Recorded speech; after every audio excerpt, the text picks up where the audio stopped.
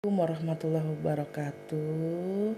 Berjumpa lagi dengan Ibu dalam pembelajaran ilmu pengetahuan sosial IPS, bermoral, dan smart. Apa kabar anak-anakku semuanya? Semoga kalian sehat dan tetap semangat untuk mengikuti pembelajaran jarak jauh ini.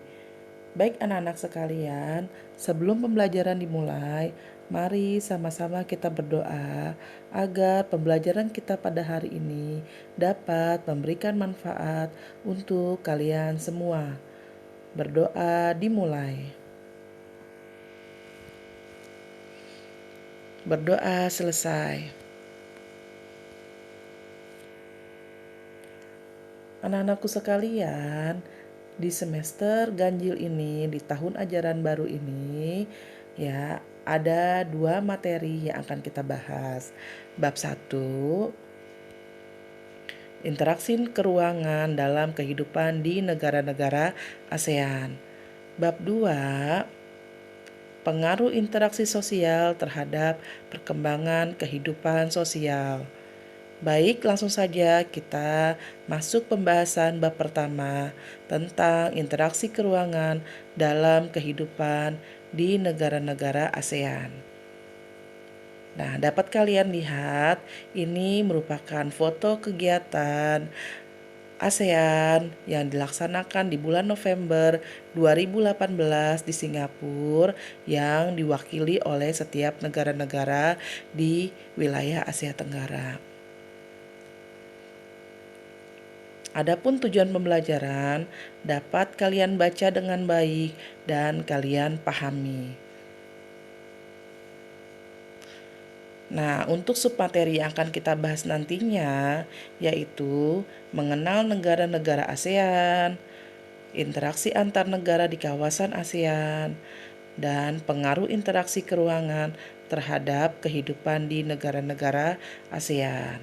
Nah, untuk pertemuan kita kali ini yang kita bahas tentang mengenal negara-negara ASEAN. Nah, dapat kalian lihat ya, ini merupakan lambang ASEAN di mana di lingkaran yang besar itu adalah merupakan bendera-bendera negara ASEAN. Sedangkan lingkaran kecilnya merupakan lambang ASEAN dan di mana setiap lambang dan warna ini memiliki arti masing-masing. Nah, tugas kalian semuanya setelah mengikuti video pembelajaran ini, kalian cari ya, apa sih maksud dari lambang negara ASEAN ini dan makna dari setiap warna yang ada dalam lambang ASEAN. Ibu tunggu ya tugasnya nanti setelah pembelajaran ini. Indonesia. Ayo mari kita mengenal Indonesia lebih dalam lagi. Indonesia memiliki iklim tropis, terletak di antara benua Asia dan benua Australia, serta Samudra Hindia dan Samudra Pasifik. Contoh kerjasama dalam bentuk organisasi yang dilakukan Indonesia diantaranya ASEAN, PBB, dan GNB. Di tahun 2015, jumlah penduduk Indonesia sekitar 255, juta jiwa. Nah, adapun komoditas ekspor meliputi gas alam, hasil hutan, tekstil, hasil pertanian, dan peternakan. Sedangkan komoditas impor meliputi minyak, perlengkapan industri, farmasi, kimia, barang elektronik, dan otomotif. Brunei Darussalam.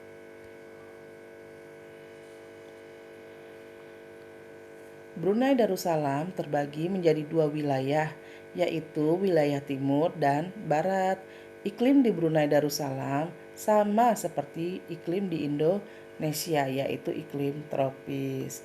Di tahun 2017, jumlah penduduk Brunei Darussalam mencapai 428.000 697 jiwa. Tingkat pertumbuhan penduduknya berjumlah 1,9%. Komoditas ekspor Brunei yang utama adalah minyak mentah, olahan minyak bumi, dan gas alam cair. Sedangkan komoditas impornya berupa mesin-mesin, peralatan transportasi, dan bahan-bahan kimia. Brunei juga aktif loh dalam kerjasama multilateral, di antaranya WTO, G7, OPEC, dan OKI.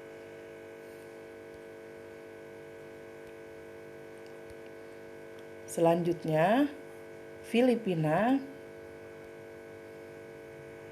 Nah, Filipina ini memiliki banyak gunung api aktif. Filipina memiliki iklim tropis atau panas yang dipengaruhi oleh angin muson. Di tahun 2017, jumlah penduduk Filipina sekitar 104.918.090 jiwa. Nah, komoditas pertaniannya berupa beras, kelapa, tebu, jagung, pisang, nanas, mangga, daging sapi, telur, dan ikan. Sedangkan komoditas industri Filipina meliputi peralatan elektronik, tekstil, obat-obatan, kimia, dan mebel. Filipina tergabung menjadi anggota ASEAN dan juga ikut kerjasama dalam organisasi multilateral yang diikuti oleh WTO, APEC, OPEC, dan OKI.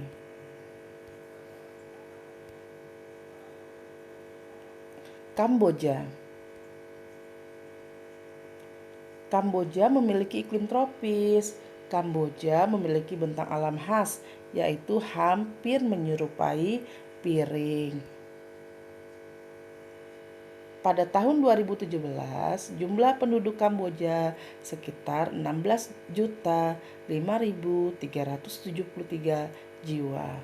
Kamboja bertumpu pada sektor pertanian dengan sistem pengelolaan tradisional.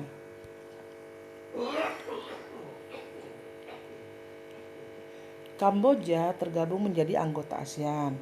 Kerjasamanya melalui badan-badan yaitu PBB seperti ILO, UNESCO, dan WHO.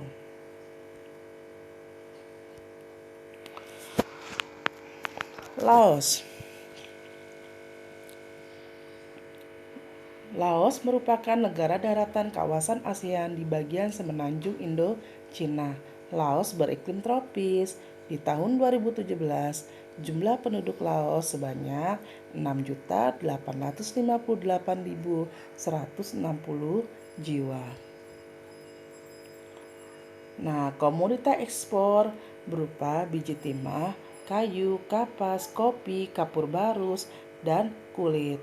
Sedangkan komoditas impornya berupa beras, minyak bumi, mesin, dan barang elektronik.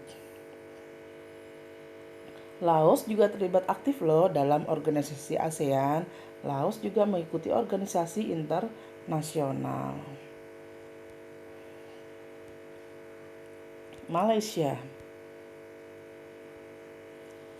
Malaysia ini terbagi menjadi dua kawasan, yaitu Malaysia Barat dan Malaysia Timur. Malaysia termasuk negara beriklim tropis.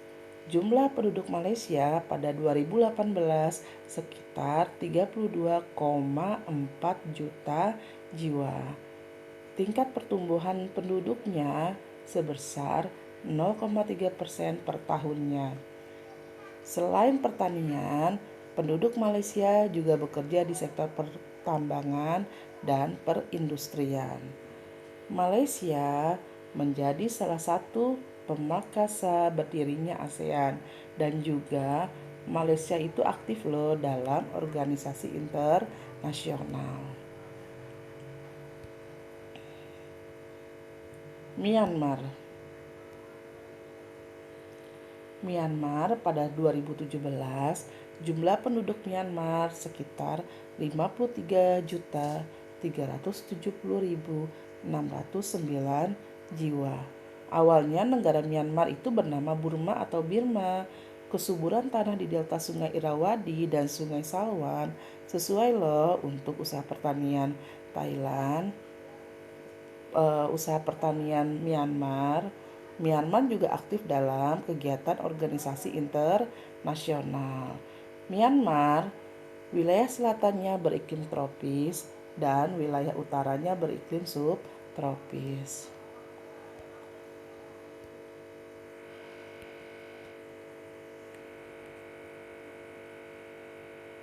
Singapura. Singapura merupakan negara satu-satunya negara maju di ASEAN. Negara yang memiliki luas daratan sempit, Singapura juga memiliki iklim tropis. Di tahun 2017, jumlah penduduk Singapura sekitar 5.708.844 jiwa.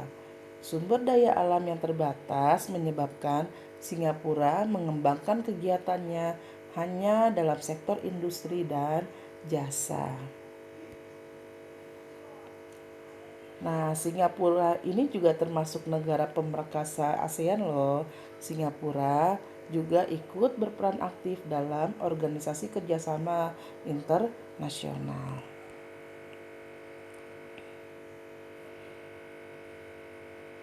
Thailand ini merupakan satu-satunya negara ASEAN yang tidak pernah dijajah oleh bangsa lain. Adapun hasil pertaniannya yaitu padi yang menjadi komoditas ekspor negara ini. Wilayah Thailand beriklim tropis. Pada tahun 2017, jumlah penduduk Thailand sekitar 69.037.513 jiwa. Dan Thailand ini juga termasuk salah satu negara pemprakarsa ASEAN. Dan Thailand ikut aktif juga dalam organisasi internasional. Vietnam, negara ASEAN yang berada paling timur di semenanjung Indochina.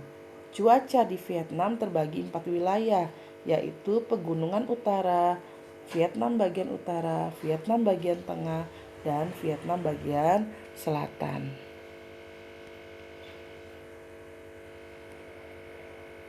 Nah, di tahun 2017, jumlah penduduk Vietnam mencapai 95.540.800 jiwa. Komoditas ekspor utamanya antara lain beras, karet, kopra, aneka kayu, minyak bumi, dan biji besi. Sedangkan komoditas impor utama antara lain bahan bakar, minyak atau disebut dengan BBM, besi, baja, pupuk, obat-obatan, dan bahan kimia. Nah, Vietnam ini juga tergabung menjadi anggota ASEAN dan juga anggota-anggota dan menjadi anggota kerjasama internasional lainnya. Oke anak-anakku sekalian, demikianlah video pembelajaran pada hari ini. Semoga bermanfaat untuk kalian semua.